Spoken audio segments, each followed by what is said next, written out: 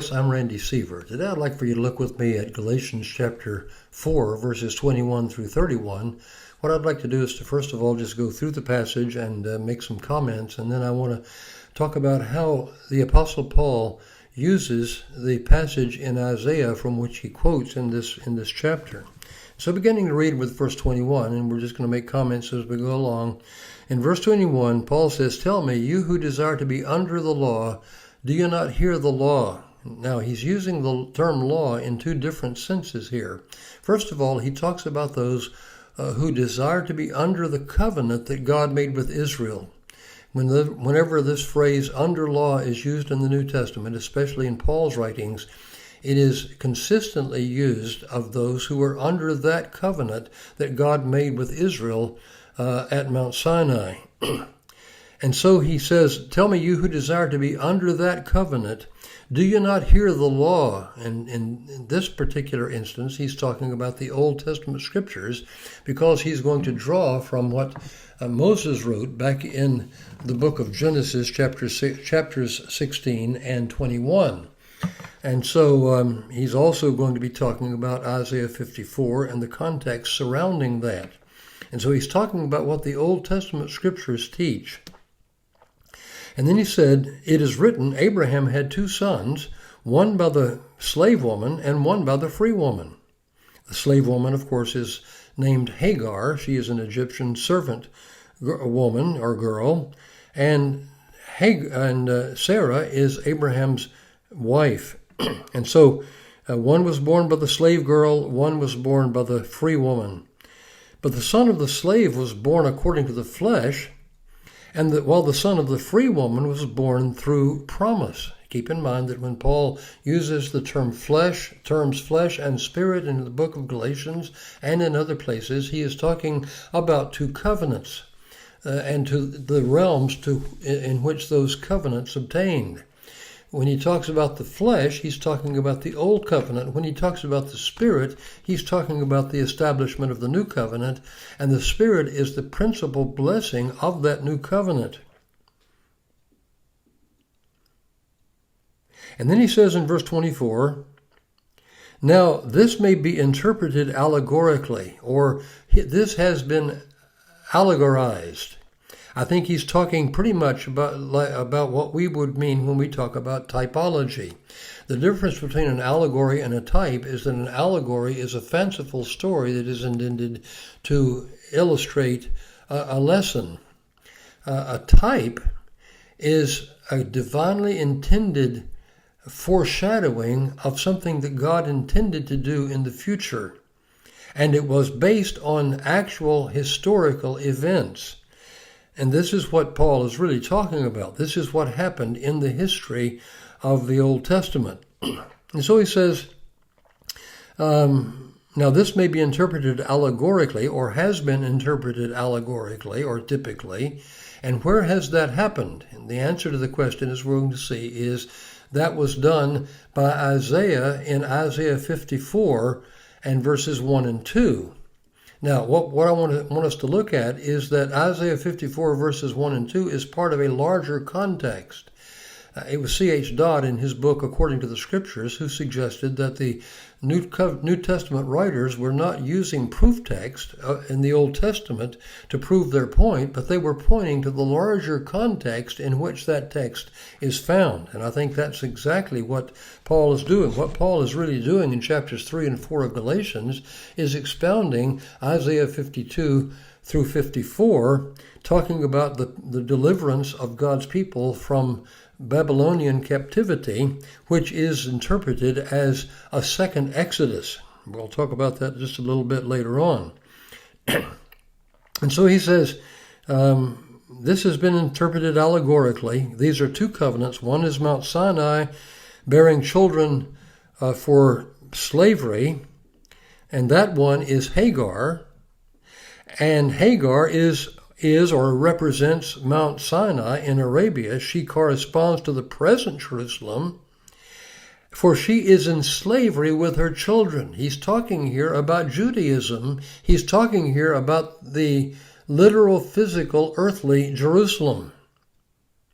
for she is in slavery with her children, but the Jerusalem above is free, and she is our mother," that is, the believers in the new covenant, "for it is written," and he's quoting now from Isaiah 54, verses 1 and 2, "Rejoice, O barren woman, one who does not bear, break forth and cry aloud, you who are not in labor. For the children of the desolate," that is Sarah, will be more than those than the one who has a husband." This is talking about Hagar, who had Abraham as the husband at that point. "Now you, brothers, like Isaac, are children of promise. But just as at that time he who was born according to the flesh persecuted him who was born according to the Spirit, so it is now." But what does the Scripture say? We'll talk just a little bit about the history in the book of Genesis, chapter 21, verse 16, where Abraham is celebrating the weaning of Isaac, and Hagar and her son are mocking the son of the free woman and mocking her, Sarah herself. And so she says to Abraham, "Cast out the bondwoman and her son, because the son of the bondwoman is not going to be heir with my son." And Abraham balks at that, and Yahweh says to him, "Listen to your wife. She's telling you what ought to be done. Cast out the bondwoman and her son." So that's where all that comes from. And so he says, just as, verse 29, just as it at that time was he who was born according to the flesh persecuted him who was born according to the Spirit, so it is now.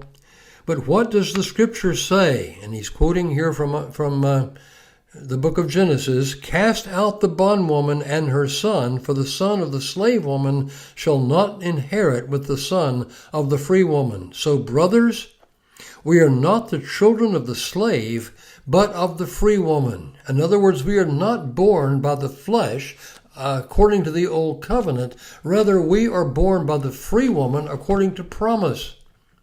This birth of ours is a supernatural birth. This is not something you can produce by the human will. This is not something you can produce by human ingenuity. This is something that must be sovereignly and supernaturally accomplished. That's the description that he's really giving us of our conversion. Now, let's just go back for a moment, because I want to look at the passage quoted from Isaiah 54. As we've mentioned, the passage that he quotes here is not simply being quoted as a proof text, but it's intended to point us to the entire context of Isaiah 52 through 54. Now, keep in mind that in in chapters 1 to 39 of the book of Isaiah, the people of God are under condemnation because of their breaking of the old covenant. They have given themselves to idolatry. And so they have been captured and carried away into captivity because of their breaking of the covenant. They are now under the curse of the covenant rather than under the blessing of the covenant. And so what Yahweh does is that he promises that he's going to release them from their bondage, and as he brings them back, he is going to give them a new heart. He's going to give them a new spirit, a new disposition. He's going to bless them. And so what we see is, first of all, the captivity of the people of God because of their breaking of the covenant. That's what we see relative to these Gentiles who are under a different type of captivity, under the primary or principal elements or the stoicheia of the world. They were in bondage. And so what has God done? What has he done for the people of Israel who are believers? He has fulfilled the covenant that God made with Moses and the people of Israel at Mount Sinai. How has that happened? Well, we saw in the first part of chapter 4 that Jesus, when the fullness of time was come, was made of woman, made under the law, that he might redeem those that are under the law, that we might receive the adoption of sons. Now, that is, that we might receive the inheritance. Who is it that receives the inheritance? The answer is, it's not the son of the bondwoman. It's not the one that is produced by Sinai. It is the one that is produced by Mount Calvary. It is the one that is now the blessing, receiving the blessing of the new covenant. And so what he's doing is, first of all, talking about bondage. We go back to chapter 3 of Galatians, beginning in verse 13, and this is what we read. Christ redeemed us. And here, when he uses the word us, he's talking about Israel being under the curse of the law. He has redeemed us from the curse of the law by becoming a curse for us. For it is written, cursed is everyone who hangs on a tree. And so in the first place we have bondage. We need to be redeemed. The people of God were in captivity, needed to be redeemed. And the returning captives said what? All we like sheep have gone astray. We have turned every one of us to his own way, and the Lord has laid on him the iniquity of us all. The passage isn't talking about all in the human family. It's talking about all of those returning captives who have been guilty of straying and breaking the covenant that God made with Israel. And so Isaiah writes, all we like sheep have gone astray. We have turned every one of us to his own way, yet the Lord has laid on him the iniquity of us all. And what is the result of that? The result of that is that God, in his grace, will justify many, for he shall bear their iniquities. Christ has become a curse of the law. And so the result of that we find in chapter 54 of the book of Isaiah, and this is what we read there. Enlarge the place of your tent. Well, first of all, we read in verse 1, sing, O barren one who did not bear. Break forth into singing and cry aloud. Who have not been in labor, for the children of the desolate, that's Sarah, will be more than the children of her who is married, that is Hagar, who then at that time had the husband.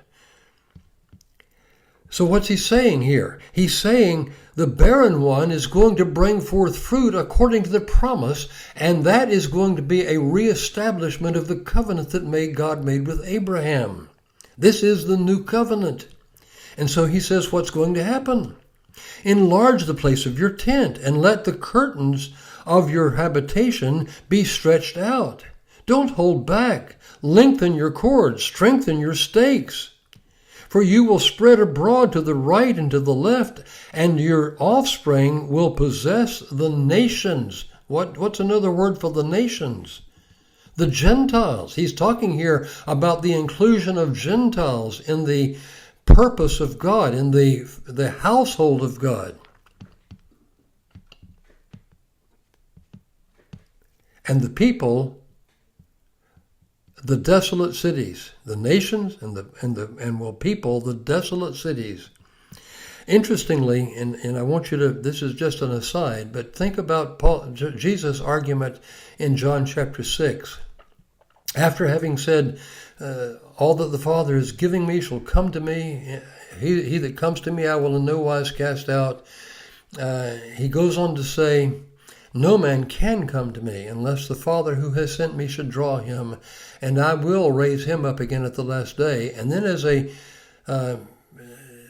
substantiation of that, he quotes from Isaiah chapter 54 and other passages, perhaps Ezekiel 36, Jeremiah 31, but particularly we find this verse found in Isaiah 54 and verse 13, all thy children shall be taught of God. And so Jesus quotes that verse. And the question is, why does he quote that verse? And the answer is, he quotes that verse to show that the new covenant blessing is about to come, not simply on the people of Israel who believe, but also on the Gentiles who will believe. He's talking about the inclusion of the Gentile nations in the gospel promise and in the believers in the covenant household of God. And so we read in verse 13, all your children will be taught of God. What is Jesus talking about? He's not talking about an outward proclamation of the gospel. He's not talking about an external teaching that God does in hopes that someone will just take advantage. No, what he's talking about is the internal effectual teaching as a blessing of the new covenant. God writing his law on the hearts of his people. God putting in his people a new spirit, a new disposition, a new heart, and causing us to be obedient. This is what Jesus was talking about. And so if you have problems understanding John chapter 6, just understand that Jesus is harking back to this passage and passages like it that talk about the establishment of the new covenant. And so what Paul is talking about here in Galatians is not talking about legalism. He's talking about the old covenant itself. He's not saying learn to use Hagar properly. He's saying cast her out. It's time to get rid of the old covenant altogether, because that is an obsolete covenant that has passed away and the new covenant has been established. And so he draws the conclusion in verse 31, so then, brothers, we are not children of the slave, but of the free woman. In other words, we are not heirs of the old covenant. We are heirs of the new covenant. And so don't go back into bondage. That's just why he goes on in chapter 5 and verse 1 and says, for freedom Christ has set us free. Stand firm, therefore, and do not be subject any longer to any yoke of bondage or of slavery. Don't go back to that. Go forward in the new covenant. He's not saying you can now do as you like. What he's saying is the new covenant enables you to do what you ought. Some time ago, I gave an illustration of being on an interstate and watching, as I was obeying the speed limit, watching cars speed past me at 80, 90 miles an hour. And I thought, there is a law against that. But that law cannot do one thing. It can keep them perhaps within some bounds because they're simply afraid of being ticketed, but it's not going to give them a love for the lawgiver. The Old Covenant could to some extent keep Israel within bounds, but what the Old Covenant could not do is give them a love for the lawgiver. And so what God has done in establishing the new covenant and writing his law in our hearts and causing us to be obedient to his law, what he has done is enabled us to do what the old covenant could never enable us to do. And so Paul says, look, you want to be under the law? Don't you understand that the old covenant law represents bondage? And the new covenant that has been established in the work of Christ's redemption is a covenant that brings liberty. And so don't be entangled again in any yoke of bondage. You've already left bondage as Gentiles. It wasn't the same bondage, but it was bondage nonetheless. Having been set free, why do you want to go back to bondage? That's the message of this passage. Now, as we continue, we're going to look at the outworking of that and see how perhaps the question has arisen. So if we are without the law, Old Covenant, if we are without the law, how can we be certain that we're not going to kick over the traces and just live licentiously? And Paul answers that question by talking about the blessing of the new covenant, namely the giving of the Spirit who produces in us what the law could never produce. The fruit of the Spirit is love, joy, peace, long-suffering. Could the law do that? No. And so we're going to be looking at the practical application of all we've been looking at in the first part of this passage, or this book. So I hope that that's been clear to you. If you have questions or comments, please feel free to leave them in the comment section. If you will, please share the video so that others can begin to understand the liberty that we have in Christ.